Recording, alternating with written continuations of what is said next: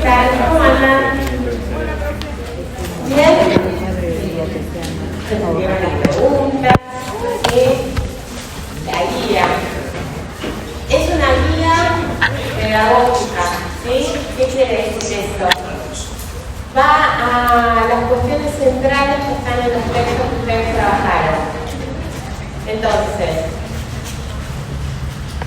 la recomendación es cada uno individualmente, no lo que se suele hacer muchas veces, yo hago 3, vos haces 2, no la pasamos, ¿sí? Cada uno individualmente, si se arman las respuestas, es que está estudiando. Y ya está, ¿sí? Por eso digo, pero Martín, para armarla tuvieron que haber leído. Entonces ya eso es una forma de estudiar. Por eso son varias preguntas, ¿sí? Si bien se les va a tomar una de esas preguntas, una de teóricos, una de prácticos, una de seminarios y una de relación, al momento del examen, hacer cada uno todas las preguntas ya es la forma de estudiar, ¿sí? Significa que ustedes están estudiando de esa manera. Una recomendación cuando hacen las preguntas. Hay algunas preguntas que van a los mismos lugares, ¿sí? Del texto.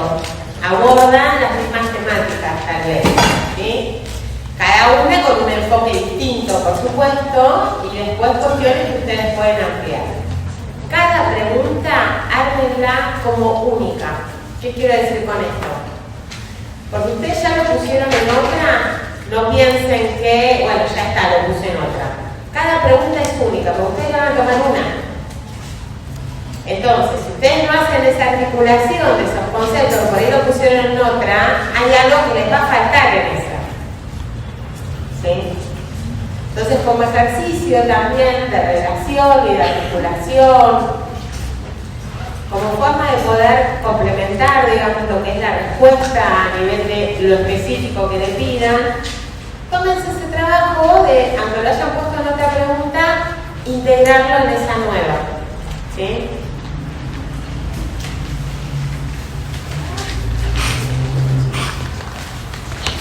¿Alguien fue al taller del sábado pasado? ¿Sí? ¿Y cómo les resultó?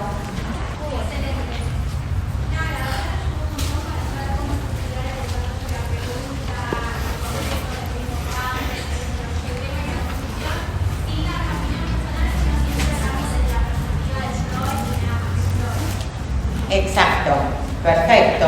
Y de hecho, este taller, si nosotros nos vamos acá, yo ya se lo expliqué la otra vez por qué, esa lógica no es solo para esta materia, esa lógica es lo que ustedes, los profesores han trabajado.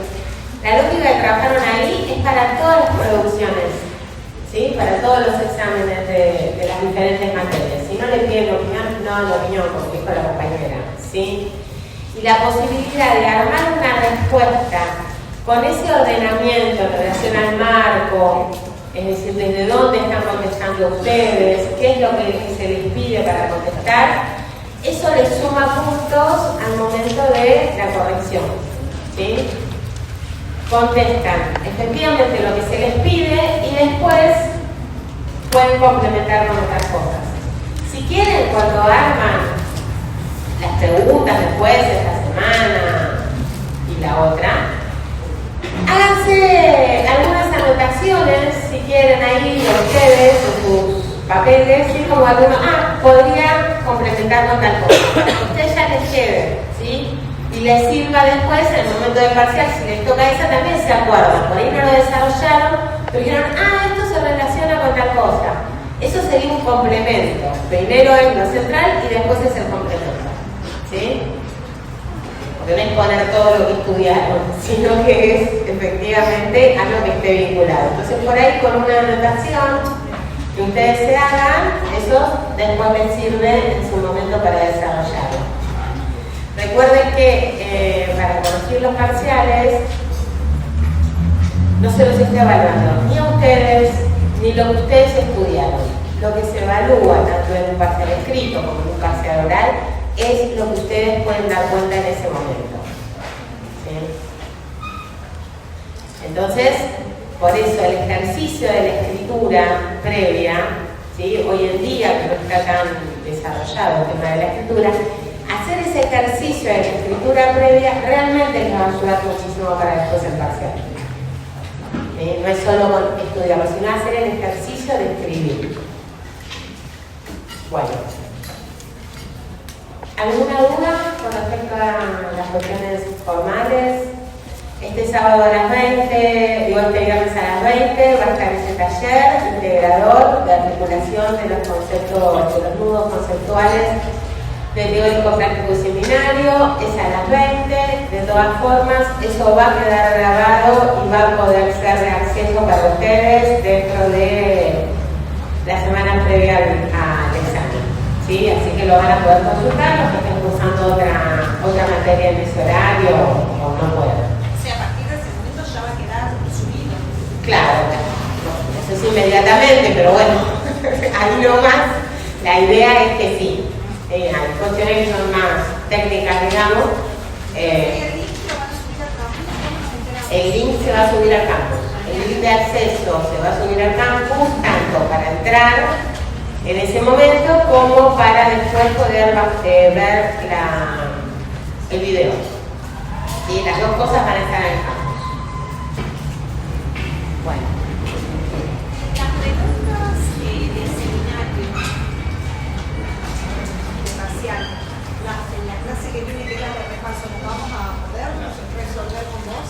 La idea es esto, por eso yo pregunté la otra vez, nosotros sabemos muy bien qué querían hacer, ya me dijeron, repasemos. Ok, bárbaro. La idea es que yo lo que les planteé es que traigan las dudas que ustedes ya hayan tenido en el acceso a los materiales, como para que también por ahí sortear algunas cuestiones que les permitan después desarrollar mejor las preguntas. ¿Sí? Partimos desde ahí. Después, con respecto a las preguntas, vamos a hacer en conjunto también un punteo la semana que viene, o si hay alguna que se arranque hoy, o si quieren hacemos un ordenamiento de a qué apunta cada una. Digo, lo que ustedes quieran hoy, ¿sí?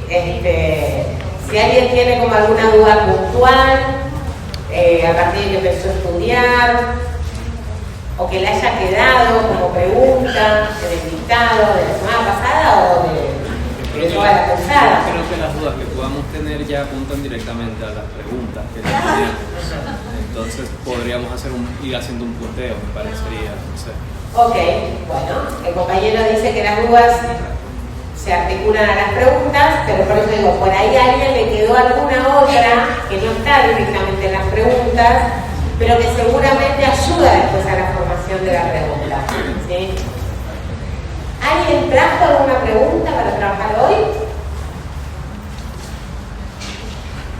Todavía no arrancaron con la lectura, ¿no?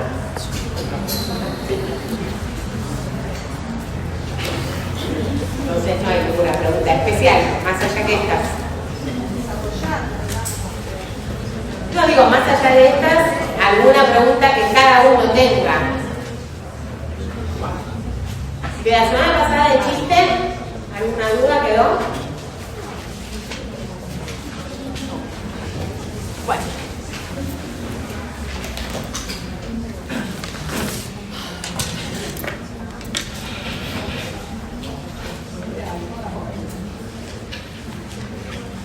Bueno, lo que vamos a hacer entonces, vamos a ir viendo a qué apunta cada pregunta para poder ordenar después la escritura y el enfoque que cada uno va a tomar la semana en la evaluación. ¿Sí? ¿Eso quieren?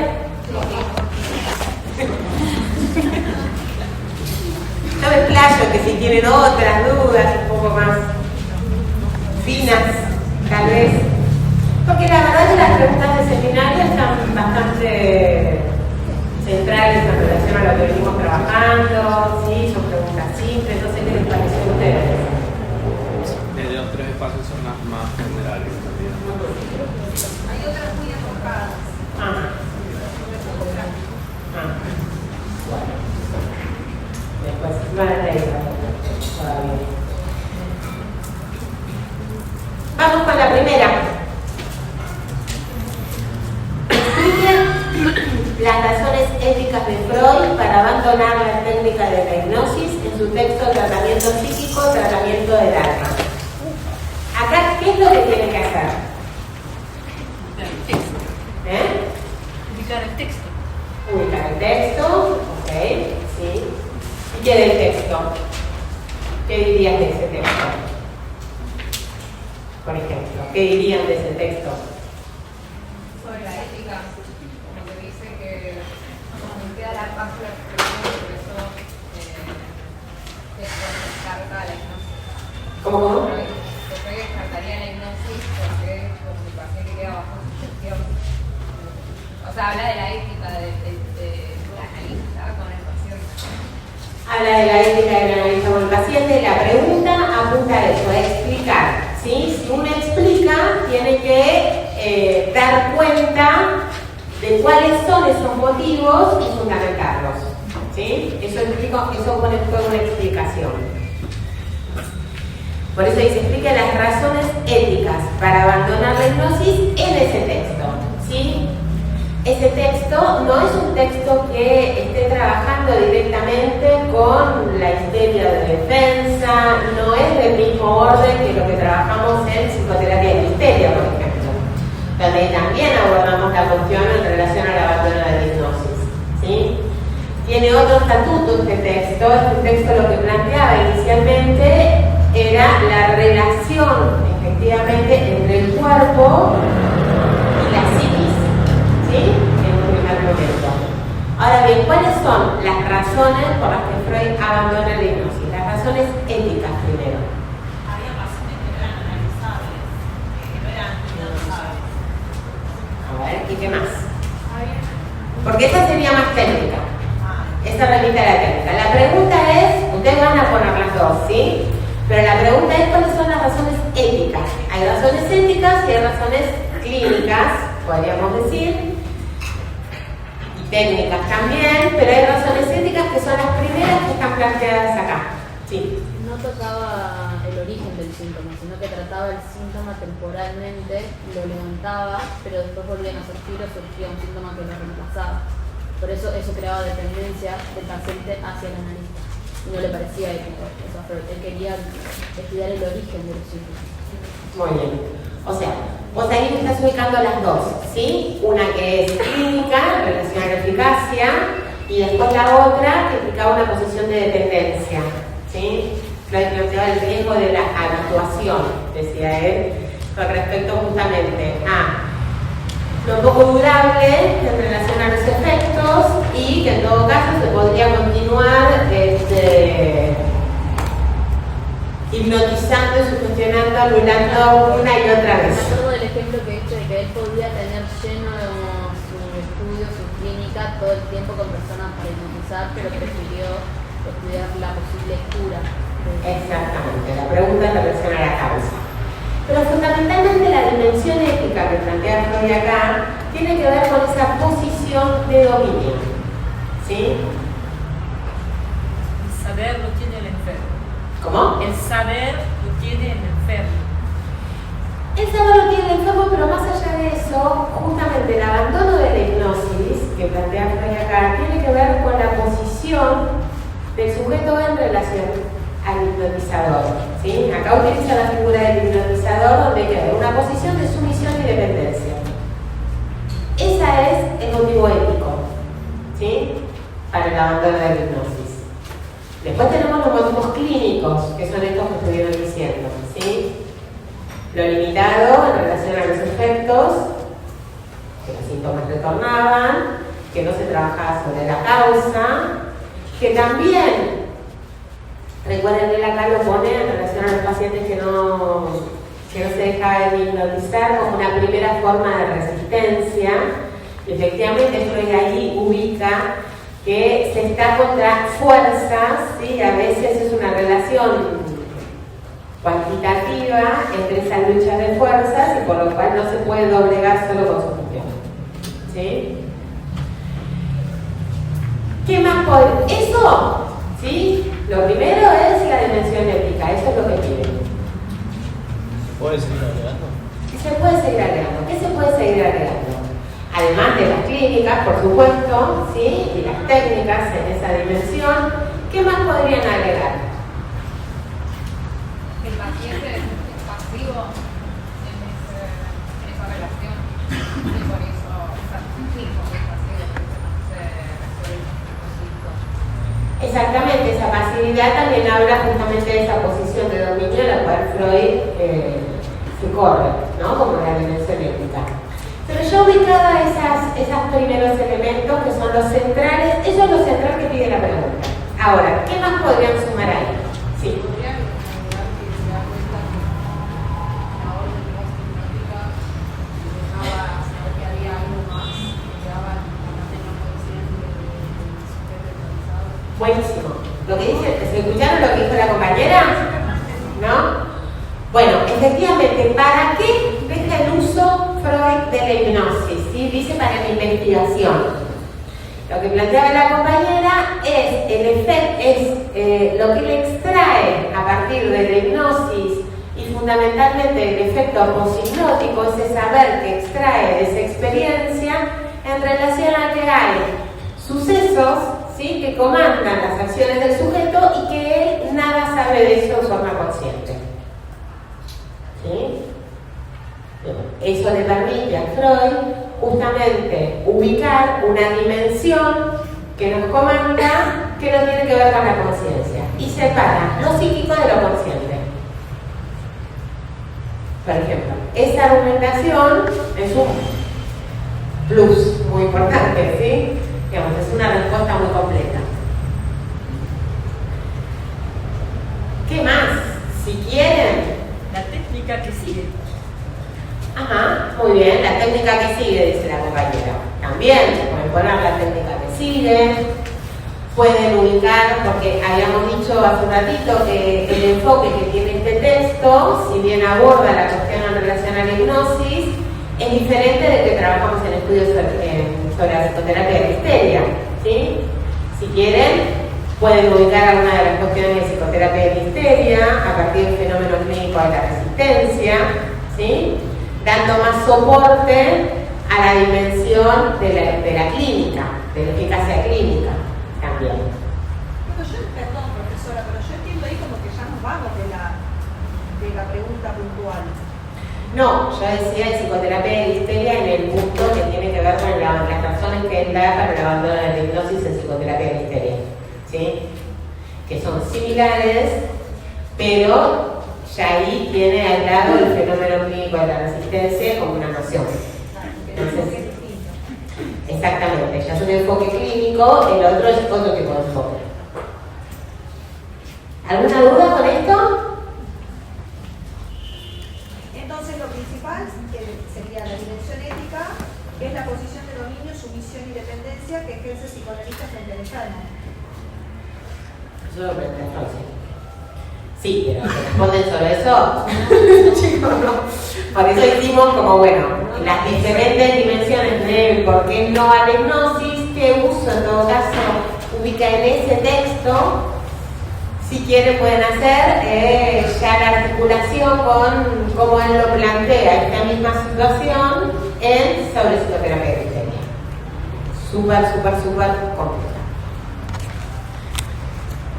Segunda, desarrolla los 3 momentos lógicos en la construcción del caso de Elizabeth von R. Explique el pasaje de uno a otro y sus particularidades. Bueno, es bastante esquemática, ¿sí? Esta pregunta. Pero bueno, cuando dice desarrolle no es solo nombrar, ¿sí? Cuando dice desarrolle implica explayarse en la lógica, no es una enumeración tampoco.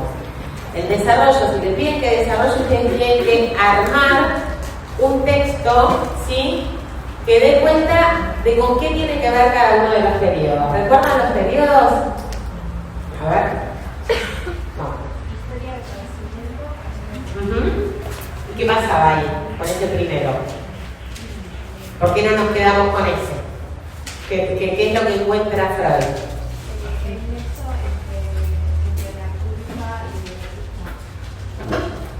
Eso marca el cierre del primero y el pasaje al segundo.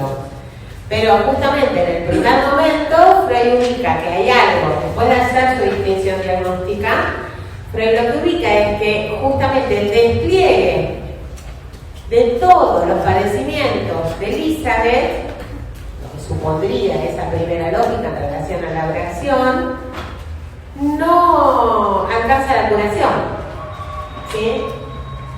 Lo que pueden ubicar también ahí en este texto es cuáles son la decisión que toma Freud metodológica, el abandono de la hipnosis con Elizabeth y la utilización, en todo caso, de un artificio técnico en los puntos en que se produzca cierto detenimiento en las asociaciones de pacientes o donde falten nexos, ¿sí? Esa es la decisión técnica que toma Freud para abordar el caso de Elizabeth. Decisión técnica fundamental porque es lo que nos va a ir marcando los pasajes entre los momentos que Freud mismo plantea, ¿sí?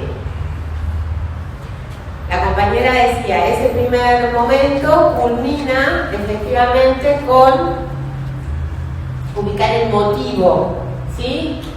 La defensa, un conflicto entre el ansiar erótico y su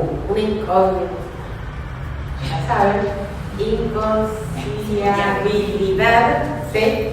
Entre su ansiar erótico y el ser una buena hija.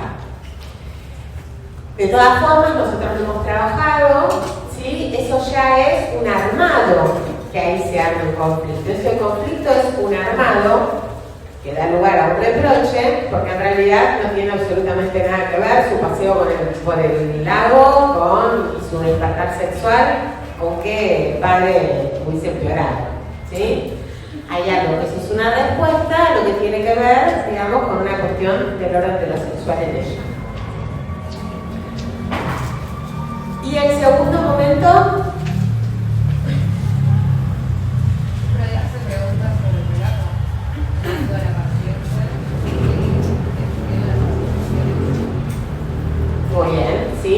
Hay ahí ya un relato a partir de las preguntas, ¿sí? Las preguntas son centrales, digamos, en lo que es el desarrollo de cada uno de los momentos, donde Freud utiliza dos cuestiones que inauguran el segundo periodo que son muy importantes. Una tiene que ver con algo del orden de la sorpresa, ¿sí? De parte de Freud, de que queda ubicada y localizada esa zona esterógena típica. Cuando Elizabeth le dice, ya sé por qué, el muro derecho, ¿sí? Esa localización atípica, ¿sí? Le es revelada a Freud a partir de qué? A partir de que se sorteó algún estrato de resistencia, ¿sí? A partir de eso es que Elizabeth le comunica esto que lo había sabido siempre en la pregunta de Freud. Y empieza a utilizar algo que aparece, las piernas se entrometen en la cuna y aparece el dolor como brújula, ¿sí? Freud va siguiendo la intensidad de esos dolores que aparecen asociados a determinadas situaciones para efectivamente ubicar que ahí hay algo, ¿sí? Que está entramado directamente con los síntomas. Y va siguiendo las asociaciones a partir de las preguntas que él va haciendo y que también tenemos en este segundo periodo. La resistencia. La resistencia, muy bien. ¿Y qué más? En el 3. Pero sí surgía algo ahí. ¿Qué es lo que surgía? Freud descubre la significación de las piernas, que la pierna derecha, si no me equivoco, estaba relacionada con el padre y la pierna izquierda con el cuñado de las hermanas. Exactamente, descubre esa significación. Y algo más que era central. el síntoma tiene como El síntoma tiene sentido psíquico, ¿qué más? La reacción como cura. Piensa una idea de ir reaccionando el dolor, ¿sí? No como cura, sino como guía. Por eso es el dolor como brújula. Digamos, había agotado esas representaciones y se disipaba el dolor que estaba presente en ese momento ahí en la cura. Pero ¿qué más es lo que surge a partir del despliegue de las asociaciones y que permite ordenar toda la trama subjetiva de Elizabeth? ¿El amor por el cuñado? ¿El amor por el cuñado? Todavía no surge eso. Para ella lo empieza a sospechar. La cadena de reminiscencias, ¿sí? En el despliegue asociativo de Elizabeth se va ubicando, se va recortando esa insistencia de Christensen que ordena, ¿sí? Y marca un determinismo psíquico, ¿sí? En lo que la paciente va ordenando. Freud ahí en el texto, ¿sí? Ubicar ese valor de la partícula, ¿sí? Que ordena toda la trama subjetiva de Elizabeth. Y ahí en el texto Freud, si bien ya había hablado de resistencia, ubica, ¿sí? La localización de la resistencia como en el pasaje al tercer momento. Y el tercer momento, ¿qué es lo que tenemos?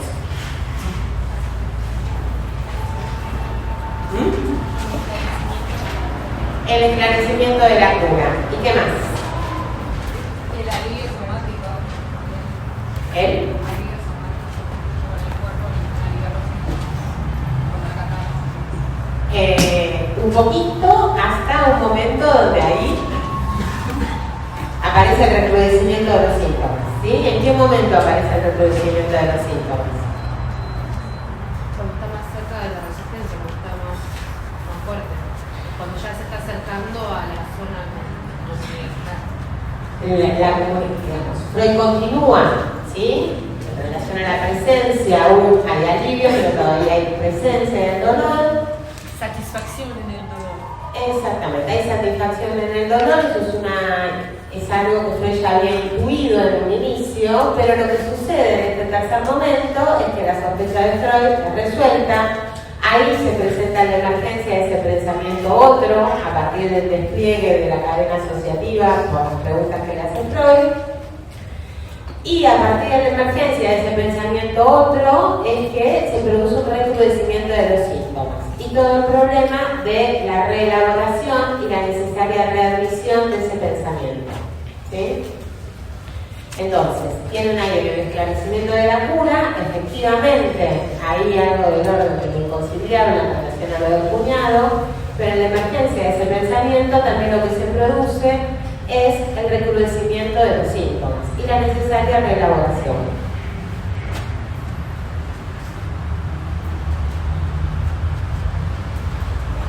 Si quieren pueden poner, digamos,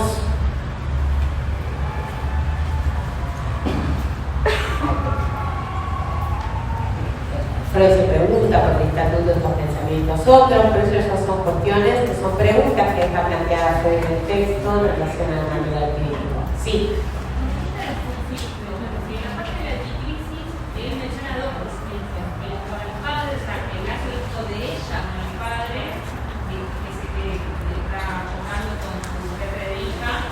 Y aparte la de con el cuñado, pero acá en el primer momento va a haber el conflicto con ¿cuál es el conflicto? ¿Son dos más en el joven? Porque hay como me lío. No, Hay tres conflictos. no, Freud, ¿cuáles son los tres que decís? Bueno, digo, porque la difícil nombra dos nada más, con el papá y con el cuñado. No Sí. nombra el del chico, del joven como parte de él. En que el del papá es el del joven. Ah, sería como lo mismo. Claro, porque es bueno, el paseo con el joven, donde se despertó todas esas sensaciones de ella en el paseo por el lago, al llegar el padre había empeorado. Sí. Y ella ahí arma, entonces, no salvo más, un reproche en relación a que ella está ocupado de su interés y entonces el padre había empeorado. Claro, pero no es el caso erótico de ella para con el papá. Yo he entendido como conflicto. Es por el joven. El conflicto es entre su cuestión, el conflicto como ella lo arma, ¿sí? Lo inconciliable es entre su ansiar erótico y su ser buena hija en relación al padre, y su amor al padre, en definitiva. Ahí está el conflicto, lo que es inconciliable, que en verdad no tiene nada que ver, pero ella lo arma para el reproche, entonces no salir más y no dar lugar a su cuestión sexual. esto?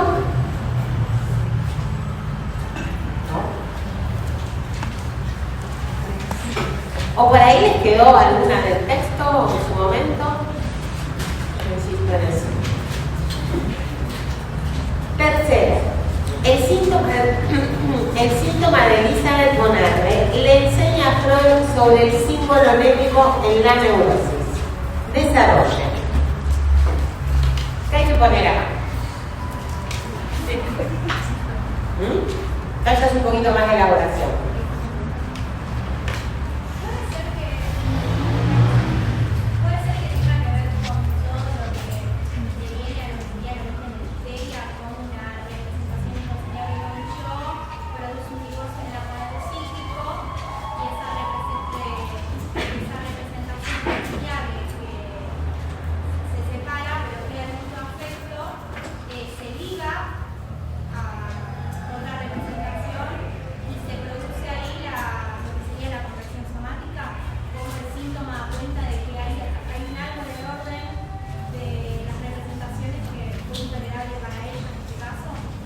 Bueno, eso es una dimensión, ¿sí? La dimensión del síntoma, separándolo del orgánico, el síntoma como resultado, como sustitución en relación a algo del orden de lo reprimido, ¿sí?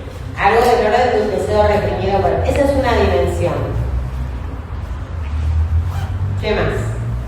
Sí. Yo lo había pensado más por el lado de cómo ella, justamente por la conversión y todo, era en las piernas, por el hecho de no poder dar un paso. Creo que ahí estaba relacionado con que ella se quería casar de la misma forma. Entonces, lo había entendido la sincronización más por ese lado. De por qué en las piernas y bueno, justamente por esto de no poder avanzar. La palabra Efectivamente, hay una dimensión, entonces son varios elementos. La pregunta es, el síntoma de Elizabeth le enseña a Freud sobre el símbolo lémico en la neurosis, ¿sí? Es una afirmación que ustedes tienen que explicar. Entonces, no es desplegar todos los síntomas de Elizabeth, ¿sí? Ustedes tienen que explicar esa afirmación que se está presentando. Que el síntoma de Elizabeth le permite a Freud, le enseña a Freud sobre el lugar del símbolo lémico en la neurosis. Entonces, más bien el síntoma, esto que estuvieron, el síntoma va a ejemplificar, digamos, el modo de funcionamiento. ¿Qué es lo que le muestra? Sí.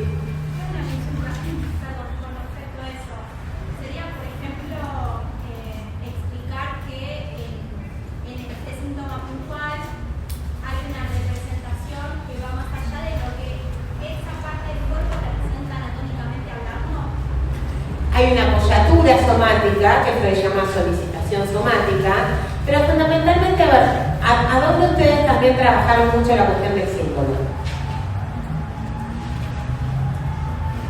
El lastre o el símbolo lémico. ¿Cómo? el sueño. La frase, el lastre, dejó el lastre del símbolo lémico. Emma, ¿no? ¿Sí? ¿Con qué trabajaron en el tema? ¿Para qué trabajaron en más? El puente lingüístico. Para el trauma en 2 tiempos. El trauma en 2 tiempos, el lugar del puente lingüístico. Efectivamente, esas cuestiones son las que el síntoma de Elizabeth le muestra a Freud. ¿Sí? Trabazón, el ensalme de la palabra y el trabazón cuerpo-alma. La trabazón cuerpo-alma, efectivamente, que ya no es alma, esa es de tratamiento psíquico, tratamiento del alma, pero sí ahí la trabazón y la articulación. Aquí llama Freud, a ver, le enseña el síntoma, ¿por qué? Si habíamos dicho recién, lo del conflicto, ¿sí? Primer motivo del conflicto. Ese conflicto entre su ansiedad erótico y su amor al padre. Ahí le empezó el síntoma. No. ¿Sí? Entonces Freud se hace preguntas sobre eso. Si ahí yo tengo conflicto, la defensa, lo inconciliable, ¿por qué no le apareció el síntoma ahí?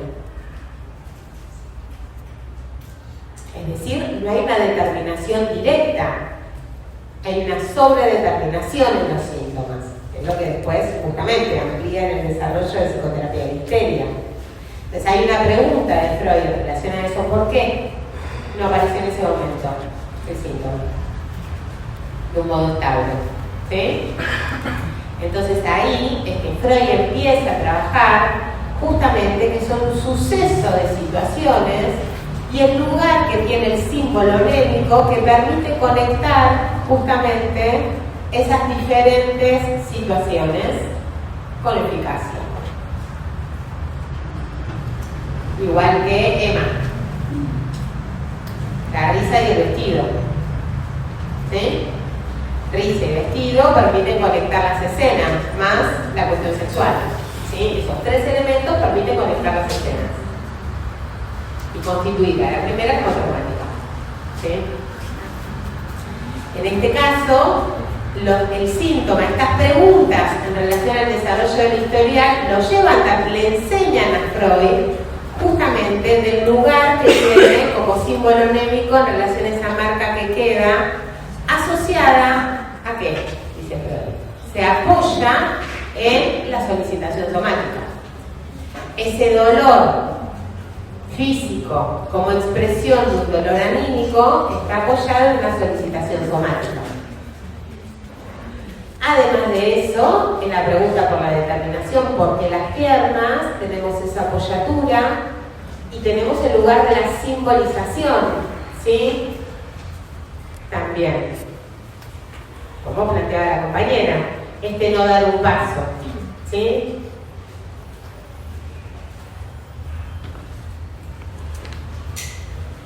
Tiene que ver con aquello que queda de marca, ¿sí? Y que va a sostener la articulación para la producción del síntoma como sustituto.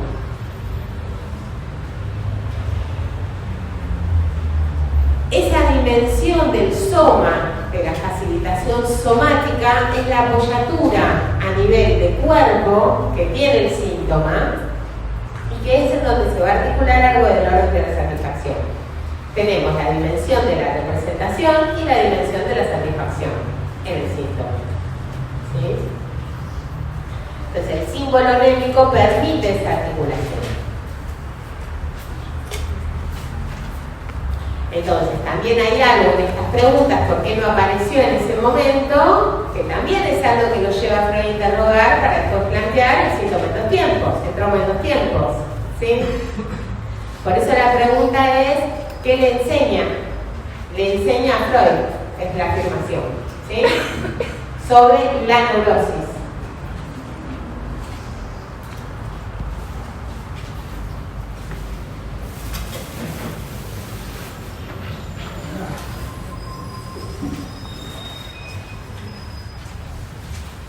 Esto más que nada Freud lo desarrolla en epicrisis, ¿sí? A partir de la pregunta por el determinismo, porque la pierna, ¿sí? Y ubica ahí ese quantum, la posibilidad después del enlace asociativo y de la simbolización por medio de los puentes verbales, ¿sí? Como decía. Por eso es lo que le enseña el síntoma de Lisa. Son esas preguntas que le quedan a Freud a partir de los síntomas que no se terminan de contestar ahí y que lo ponen a trabajar a Freud en el desarrollo de su teoría, ¿sí?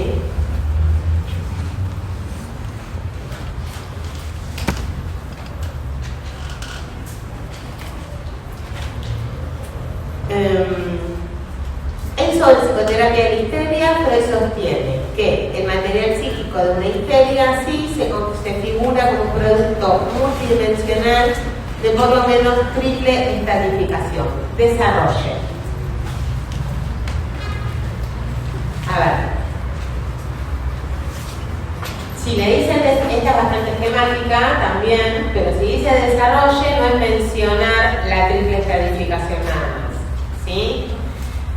Lo pueden justamente introducir a partir de qué. ¿Cuál es el concepto central que ordena la forma en que Freud empieza a pensar en el ordenamiento del material psíquico? Ya no es el cerebro, ¿sí? No responde a esa lógica. ¿Cuál es el concepto central que ordena esto? Y además, El aparato psíquico. El aparato psíquico. es la primera noción como de aparato psíquico que empieza a ordenar Freud, pero es el concepto de resistencia, ¿sí? Es el concepto de resistencia lo que lo lleva a Freud a poder pensar este ordenamiento del material psíquico.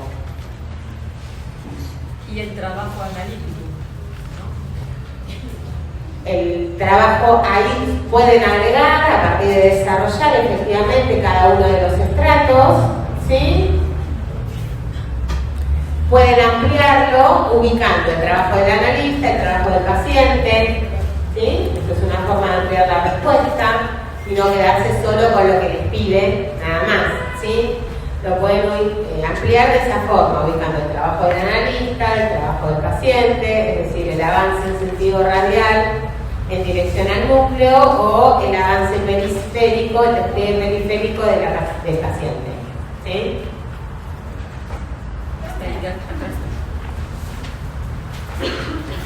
Núcleo patógeno, es otro núcleo este. Porque ¿sí?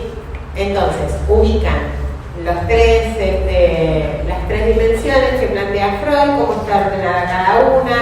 Las dos primeras que tienen un carácter morfológico, es decir, que hagan de la forma en que están organizados. El tercero, que es poliloglógico, que tiene un carácter dinámico, ¿sí? Que nos muestra algo de lo pulsátil, ¿sí? Ahí por fuera del sentido. Tiene el ejemplo de Steffen, digamos, como para poder ubicar algo de eso.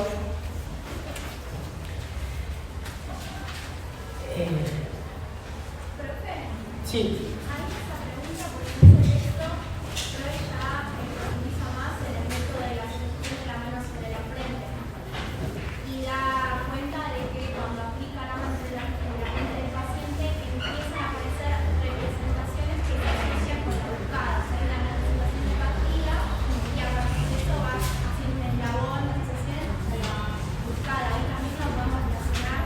Sí, pueden poner efectivamente cuál es la técnica, el artificio técnico, porque ese artificio técnico es solidario de cómo él piensa efectivamente la injerencia de la resistencia y que ahí no hay una relación directa, causa-efecto en relación al síntoma, ¿sí?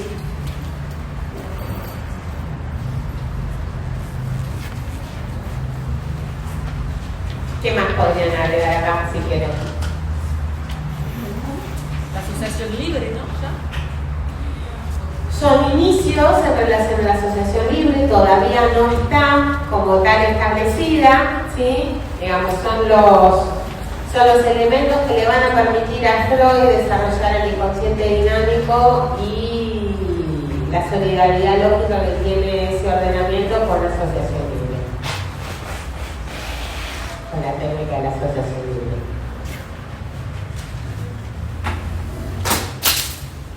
Bueno, como decía, pueden encararlo en relación a ubicar la resistencia como el concepto, la relación entre resistencia y defensa, el experimento. La compañera planteaba cuál es la técnica y cuál es la lógica que tiene el ardid, ¿sí? El artificio técnico, justamente para intentar eludir esta dimensión. Sí.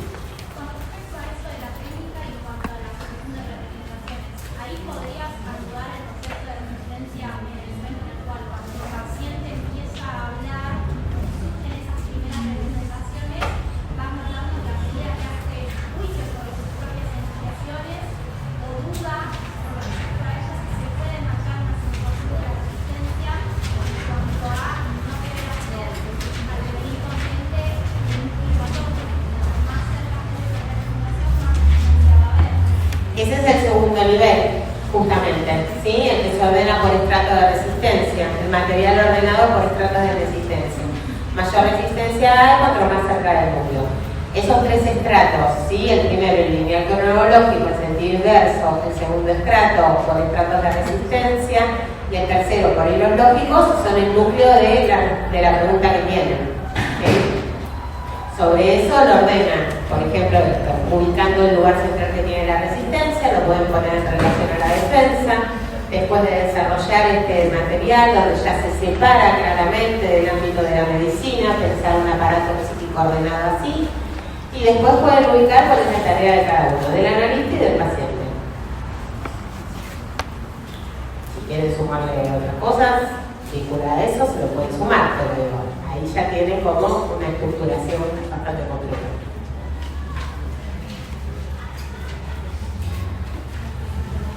Desarrolle cómo conceptualiza Freud la resistencia sobre la psicoterapia de la histeria. Explique los obstáculos frente a la tarea de la cura.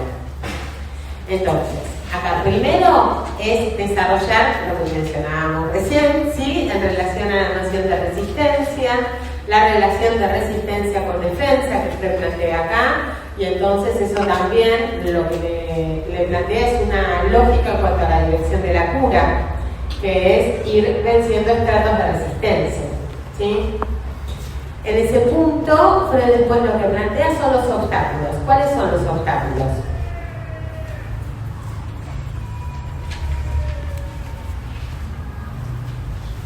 Que Freud plantea en este texto. Ahí estamos muy bien, ¿sí? Hay ciertos obstáculos que Freud plantea, ¿sí? Ubica diferentes, algunos que tienen que ver con que no hay más, otros que la resistencia es muy alta, pero fundamentalmente el analista como obstáculo externo, ¿sí? La dimensión de la transferencia planteaba la compañera.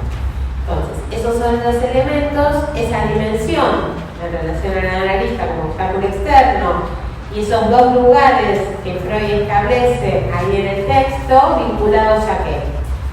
Al espejismo, ¿sí? En relación al falso enlace, y al espanto en relación a la compulsión social, ¿sí?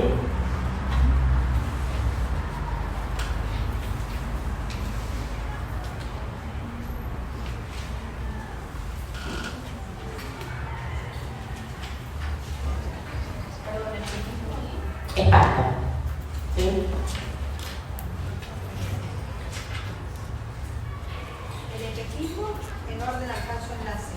Sí. Y el espanto En relación a la compulsión asocial. a la Compulsión asocial.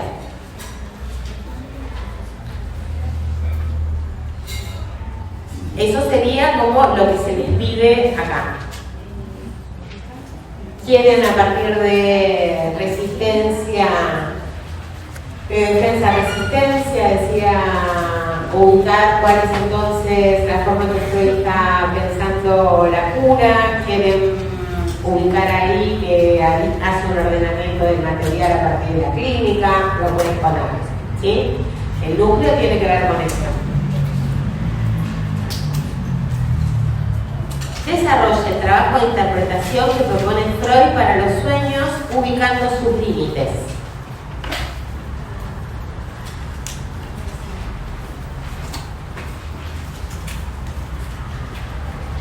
Ese está más cerca.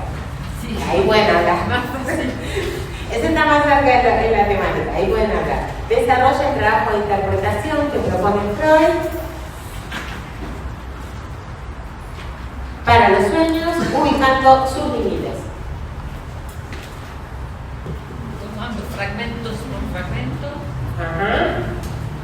con asociación libre. Bueno, entonces, la compañera decía fragmento por fragmento, asociación libre. Bueno, tenemos ahí como varios elementos. Pueden entrar ubicando cuál es el método que plantea Freud, ¿sí? En relación a lo que trabajamos en el capítulo 2, pueden arrancar por ahí. Pueden ubicar efectivamente cómo Freud considera el sueño como un sustituto del figurado, ¿sí?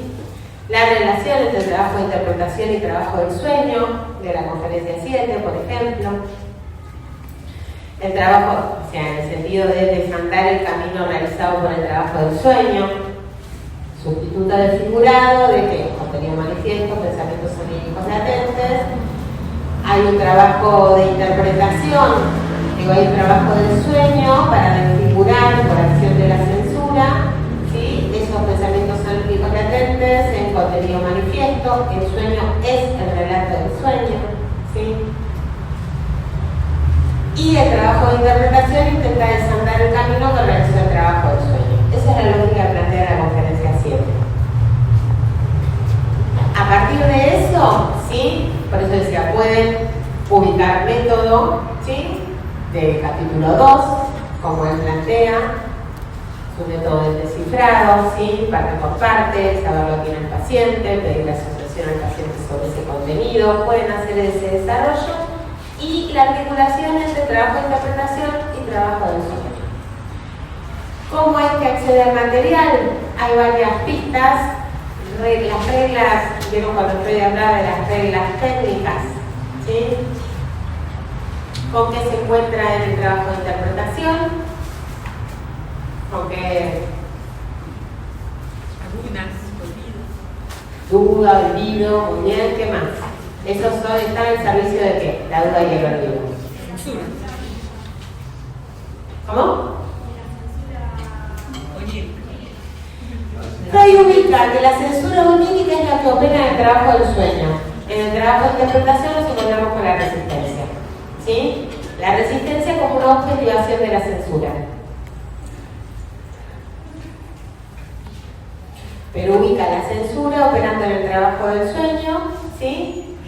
¿En qué sentido? Que produce la desfiguración, fuerza la desfiguración onírica. Y en el trabajo de interpretación nos encontramos con la resistencia. Y tienen esa relación entre el trabajo de interpretación y el trabajo del sueño. En los límites desarrollaríamos el ombligo del sueño. Y ahí, efectivamente, ¿sí? Decíamos, trabajo de interpretación,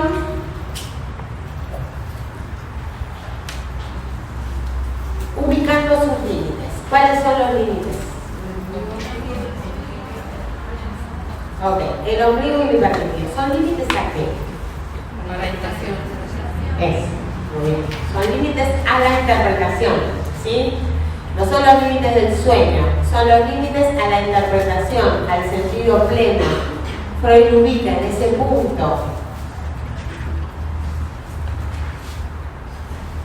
donde también, donde lo enuncia formalmente, que nosotros teníamos esa página, él habla de la sobreinterpretación, ¿sí? Recuerden que Freud ubica en relación al ombligo, es necesario dejar un lugar en sombras, es decir, marca una dimensión de una política también en relación a la cuna, una dimensión ética y política en el punto de mantener la existencia de ese límite. Por un lado, es una existencia real y por otro lado es una decisión política que va a atravesar toda la obra de Freud. Pero tenemos las dos dimensiones en relación a, no es solo ubicando sus límites, ¿sí? Primero la conceptualización en tanto el límite de qué, y también cierta consideración del ombligo y del hiperníquido. ¿En relación a qué? ¿Qué es lo que podrían decir de cada uno de ellos? Digo porque eso después viene en nuestra pregunta también. No es lo mismo. ¿Por qué no es lo mismo? Las 6 y las 7. La 6 dice ubicando sus límites. Sí. Después dice explique cuáles son los límites de la interpretación. Y articule con el sueño de inyección. ¿Sí? Desarrollo. Bueno, uno te pide que desarrolles el trabajo de interpretación y pongas efectivamente los límites a la interpretación, esas dos dimensiones, que sí, si vos la desarrollas más, vas a sumar modificaje. El otro, directamente sí o sí tenés que desarrollar los límites, ¿sí? Y el fundamento de ese lugar en relación a la causa. ¿Qué es lo que podrían decir de el ombligo y el hiperníquido? ¿A qué se refiere cada uno? El ombligo era esa parte inconsciente, buscar el consciente, que donde no hay modo de interpretar, no hay, o sea, es un vacío, ¿no? No hay nada en el cual uno pueda, no tiene nada, ¿no? Efectivamente. No lo ubica con si no ve. Preludica con no hay nada más, de ahí arranca una madeja de pensamientos que no se deja de separar. Digo, en este punto donde ahí hay un vacío en relación al sentido pleno.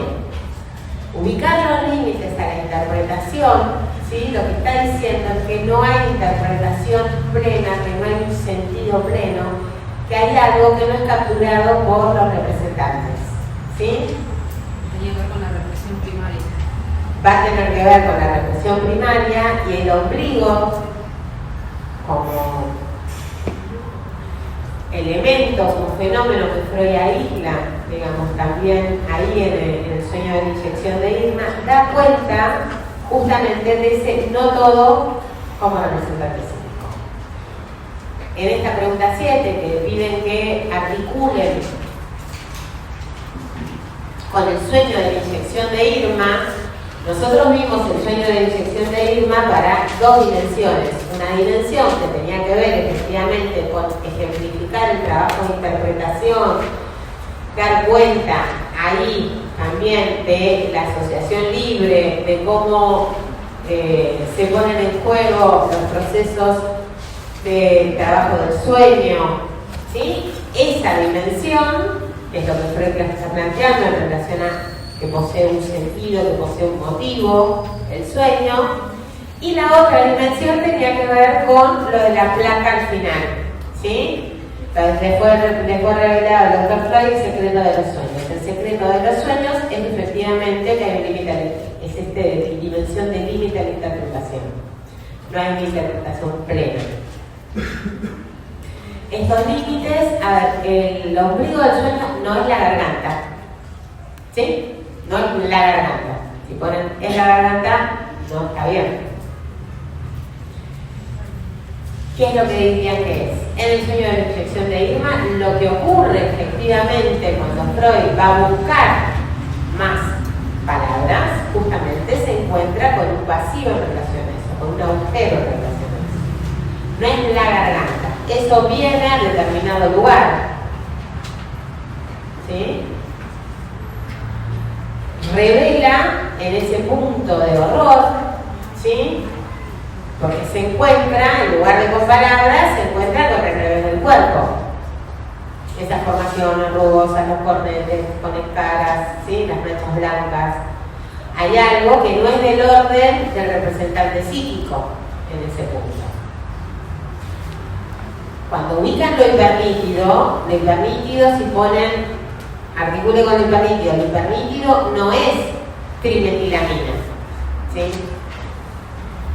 Queda revelado en la fórmula de la trimetilamina y con esos caracteres, ese carácter sensorial, ¿sí? De nitidez sensorial, que da cuenta de un quantum que no es del orden del representante, ¿sí? Hay algo del orden de una carga, de una intensidad sensorial que da cuenta de justamente de algo que no es atrapado en relación al sentido, no hay deslizamiento ahí.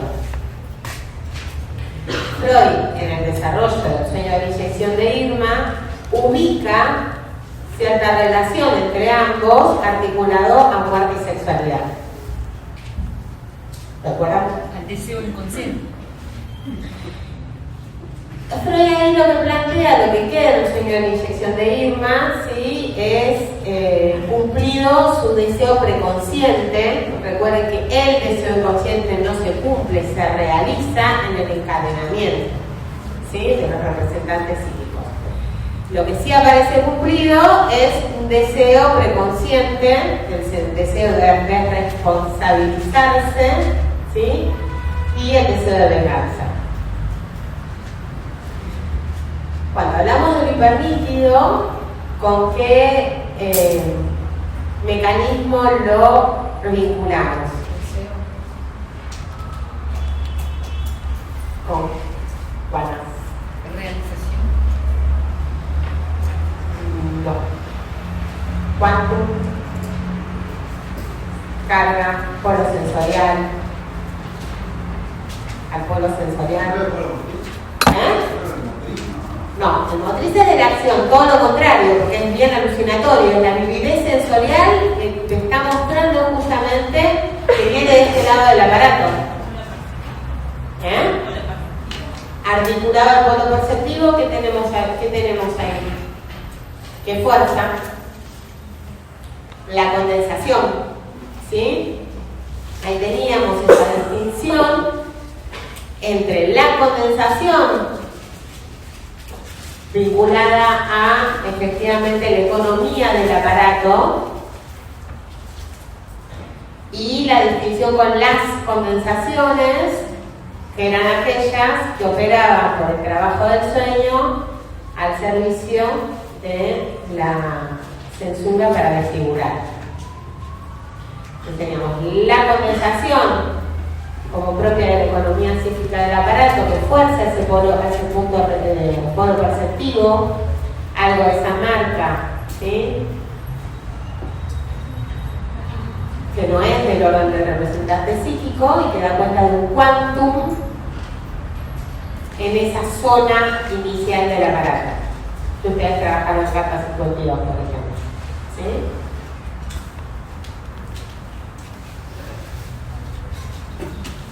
¿Alguna duda con esto?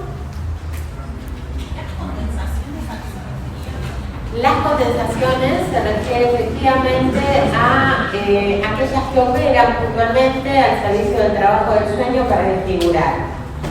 Ejemplo, en Irma estaba la amiga, estaba la hija, la esposa. ¿Sí? Profe, ¿el líquido pasa por la condensación? Está articulado el mecanismo de la condensación. La condensación, que ahí Freud, nosotros acá lo que teníamos era solo una paginita del punto 7 del capítulo, punto E del capítulo 7, ¿sí? Solo una página, que es la que marcaba esta relación de la condensación con lo sofocado distinto de lo reprimido. Por eso es que ubicamos la condensación como diferente de las condensaciones. Y en esta distinción que marca que queda más en esa zona articulada algo del orden de esas primeras marcas, ¿sí? De los signos perceptivos, de eso del orden de lo intraducible, ¿sí? De lo insusceptible de conciencia, que no se puede articular en representación palabra entonces. Después ustedes en teórico trabajaron más todo el capítulo, el punto E del capítulo 7. Acá lo tomamos para poder ubicar esa relación entre el hiperlíquido con la condensación como mecanismo y distinguirlo de las condensaciones como parte de los operadores al servicio de transformación.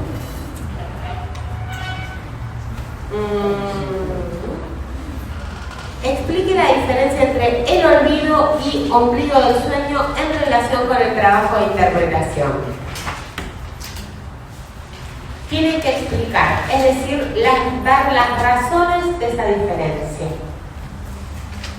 ¿Sí? Explicar es dar las razones de algo.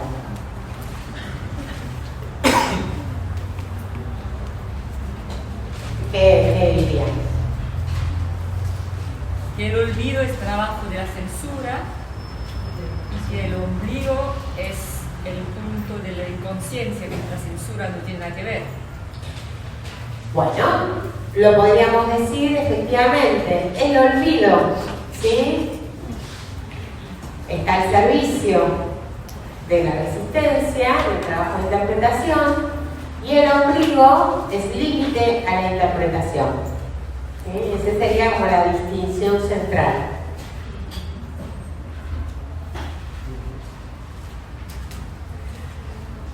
Freud dice que el olvido es tendencioso, ¿sí? Responde a una tendencia. Esa tendencia es la resistencia. En cambio, lo otro es límite. ¿Qué quiere decir? Por ejemplo, responde. Hay varias dimensiones donde ustedes pueden desarrollar esta distinción. ¿Qué uso tiene para Freud el olvido? ¿Qué valor tiene para Freud el olvido?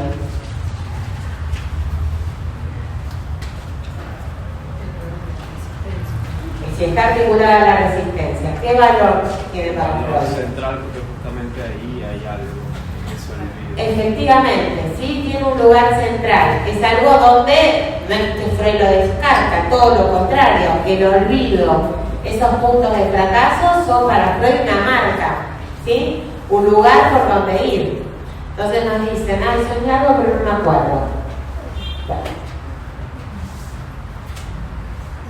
¿Qué es lo que puede suceder después? Justamente trabajando sobre algunas cuestiones vinculadas, ¿sí?, a levantar cierta dimensión resistencial, muchas veces lo que aparece es el recuerdo del sueño, que se había olvidado, entre comillas, ¿sí? Entonces, hay algo del olvido que sirve para Freud, es como una marca justamente de que ahí hay algo del orden de la verdad del sujeto y del orden de lo reprimido. En cambio, el límite es un punto de detención y una decisión. Ahí sí tiene que volver a articular esta cuestión con respecto a la dimensión. Es preciso dejar un lugar en sombra, ¿sí?, en relación a la decisión ética política, en relación a ese límite a la interpretación. La existencia de ese no todo, ¿sí?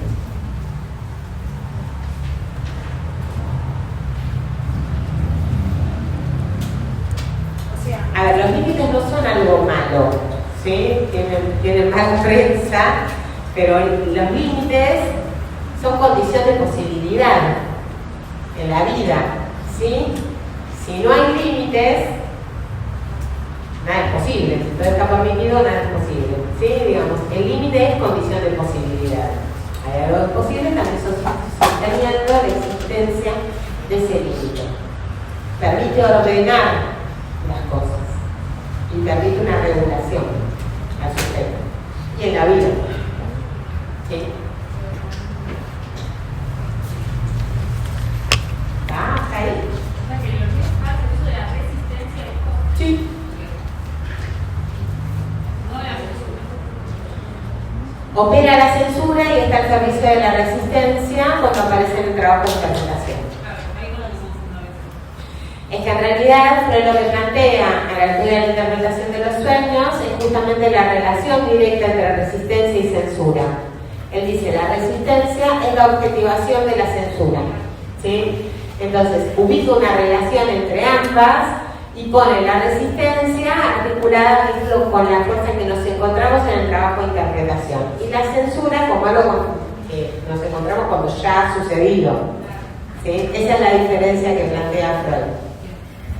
Pero con respecto al olvido, si bien responde a la censura, Freud dice es tendencioso, ¿sí? Revela la presencia de la resistencia. Y ahí podríamos, como definición accesoria, poner la resistencia, el concepto de resistencia. Efectivamente. Está un poco como acortada esta pregunta. Esta pregunta, ¿sí?, que es la de los límites, pero también tiene la articulación con el sueño de la sección de Irma, ¿sí? Si vos planteas, la diferencia entre olvido y ombligo en relación al trabajo de interpretación. Tenés que hablar del trabajo de interpretación, ¿sí? O sea, distinguís olvido y ombligo y hablas del trabajo de interpretación. Si después quieren ejemplificar la dimensión en relación al ombligo con el sueño de la sección de Irma, lo pueden sumar, aunque no esté pedido, ¿sí? Eso suma. Pero sí lo que tienen que ubicar es la lógica de esas dos dimensiones. Algo que es franqueable, ¿sí?, porque está al servicio de la resistencia, y algo que es límite. Eso es lo central. Una pregunta. Acá, con la interpretación entiendo que el olvido sea la resistencia, pero también hay olvidos antes del trabajo de interpretación. Hay un olvido que es directamente fruto de la censura. Y lo reencuentro en la interpretación.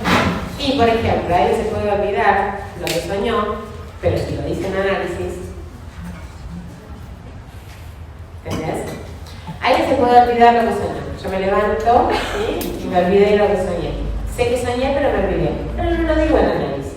Eso no aparece ahí. Ahora, si yo digo, ay, soñado, pero me olvidé. Ahí es. ¿Se entiende? Sí. ¿Sí? O con contando un sueño, hay momentos que faltan que son del olvido. También, exactamente. Puede recaer sobre todo o por partes, hay diferentes niveles en relación al olvido, tienen ahí el murmullo, ¿sí? El sueño del murmullo, por ejemplo, que está vinculado a esa dimensión, pero lo central es ubicar la relación con la resistencia y la relación racionalista, algo que es franqueable y algo que no, ¿sí? Esa es la lógica central. Algo que es reprimido y lo que no. Exactamente.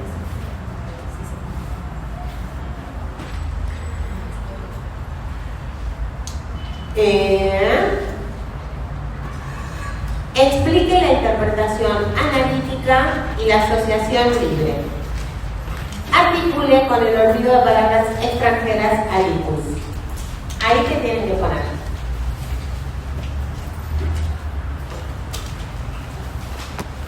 Explique la interpretación analítica y la asociación libre. Acá tiene que ver con la postura abstinente analista. Muy bien, sí. ¿No se refiere con la interpretación analítica efectivamente o no? Sí, implica todo lo que tiene que ver con la posición del analista. ¿Sí? No solo con la posición de abstinente en relación al sentido, algo de lo que nosotros siempre criticamos, por ejemplo, con Aliquis cuando le decía, pero si usted lo conoce, ¿sí? No se trata de algo del orden de la comprensión ahí, ni de un diálogo, sino de que se puede extraer algo más allá de lo que se quiere decir. Pero cómo opera la interpretación analítica y su relación con la asociación libre. Está sostenido en una idea que tiene Freud, que es un determinismo psíquico, ¿sí? Lo que yo digo tiene que explicar la asociación libre, que no es libre, justamente, ¿sí? Que aquello que digo responde a cierta insistencia del orden del inconsciente. Entonces, en el despliegue de ese decir, con el ejemplo de Aliquis, lo que nosotros fuimos viendo, cómo Freud va marcando ciertos puntos que permiten el pasaje y el avance en la dimensión de las asociaciones del paciente. ¿Recuerdan las puntuaciones que Freud iba haciendo ahí con los muchachos? Y eso permitía abrir una nueva vía de despliegue asociativo. Despliegue asociativo que no tenía que ver con el sentido, ¿sí? Sino justamente que respondía a una determinación inconsciente. Y donde finalmente, como lo vimos en Aliquis, permitía leer aquello de lo cual el sujeto no quería saber.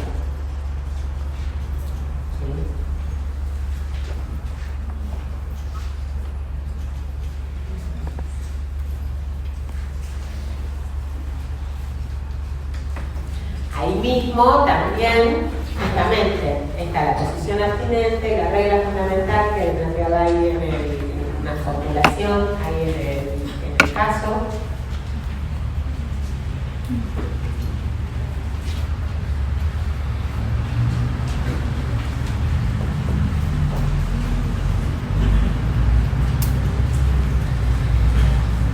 Vamos para la otra.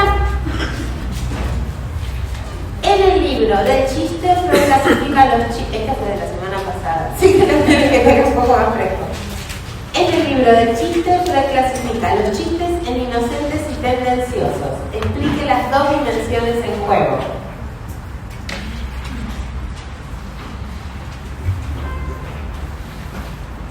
¿Qué se acuerdan de la semana pasada?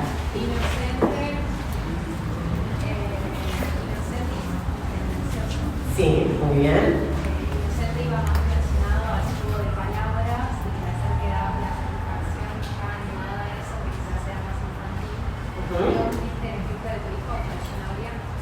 Y después el delicioso, que tenía más que ver con la situación de su humor negro, o sea, había un ahorro de placer en el tendencioso al decir algo que no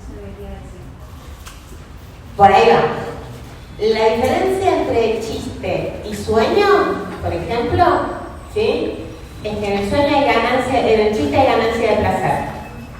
Y en el sueño hay ahorro de displacer, ¿sí? Como diferencia central. Recuerden que Freud está trabajando la satisfacción en este momento, ¿sí?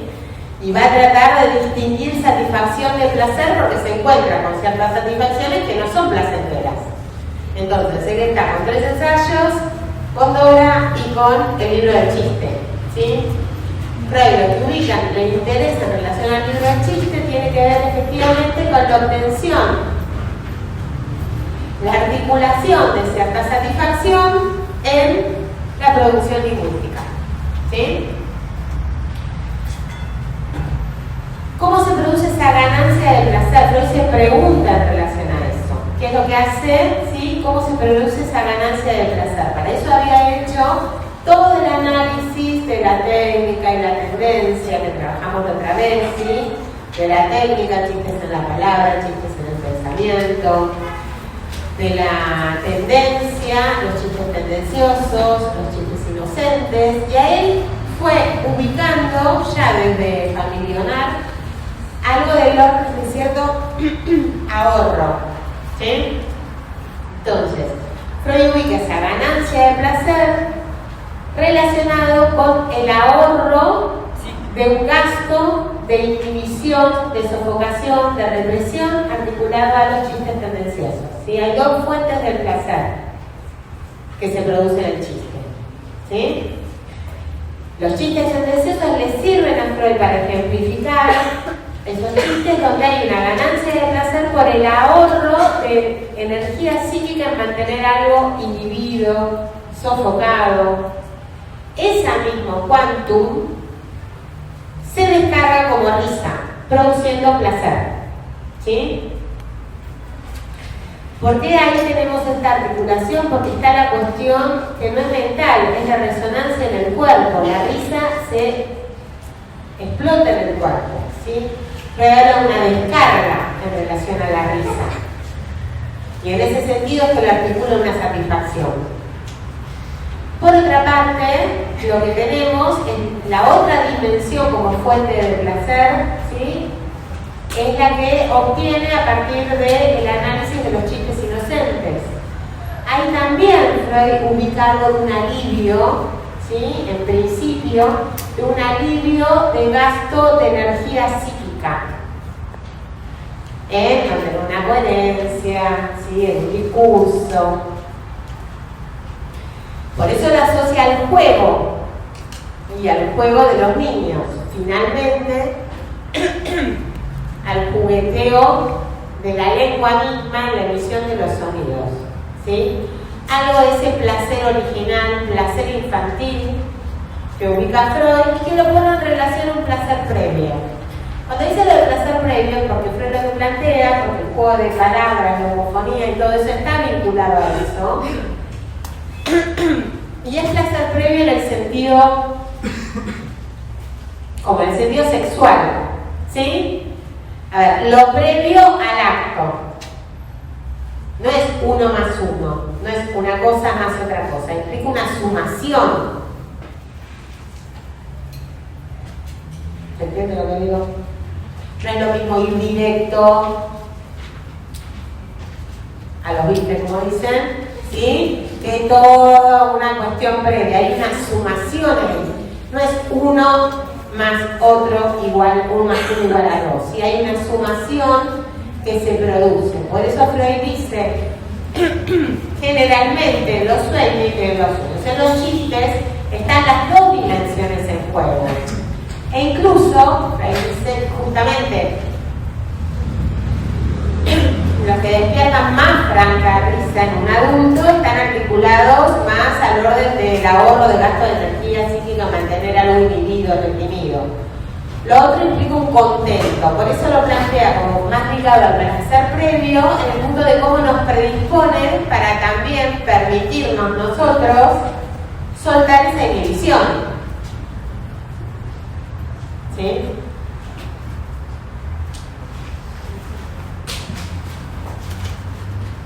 Bueno, ahí pone justamente estas cuestiones en relación a qué es lo que extrae de cada uno, en lugar de la risa. Pueden ampliar con justamente la otra pregunta, que en realidad es: explique el chiste como proceso social, ¿sí? Antes de llegar al chiste como proceso social, donde podemos ubicar otra relación, en esta misma, si quieren, también pueden ubicar, que realmente sería importante, ubicar que el chiste justamente necesita del otro, ¿sí? Implica un proceso que no es solo del que emite el chiste, sino que termina el chiste con la sanción del otro en relación al chiste, ¿sí? Si el otro no sanciona que ese chiste, no es chiste, ¿sí? Por eso es una de las dimensiones de como modelo de la interpretación, ¿sí? Que algo ha sido una interpretación se ve por los efectos en el paciente. En ese sentido, el paciente es el que sanciona que lo que no hizo fue una interpretación, ¿sí? Porque se pueden decir un montón de cosas, pero si no resuena, ¿sí? Si no produce efecto, no fue una interpretación. Es una de las dimensiones de como modelo. Pero bueno, esto de como proceso social, el chiste como proceso social, tiene esta ubicación en tanto el lugar de lo social, la articulación con la época, el sentido de que tiene que haber como una relación, justamente, habla de cierta comunidad, plantea Freud, que ustedes lo han leído y mismo se dieron cuenta cuando leen los chistes, que no nos producen ninguna gracia, en relación a la época, la cultura, la tradición, la producción, la tradición también,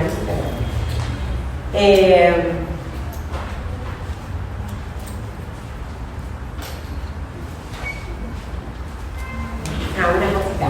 Cuando hablan de los chistes inocentes, ¿sí? También ahí ubicar la cuestión del disparate, ¿sí? Del sinsentido, les va a permitir justamente aislar mejor lo que tiene que ver con ese placer más vinculado al infantil y el alivio del gasto de energía psíquica.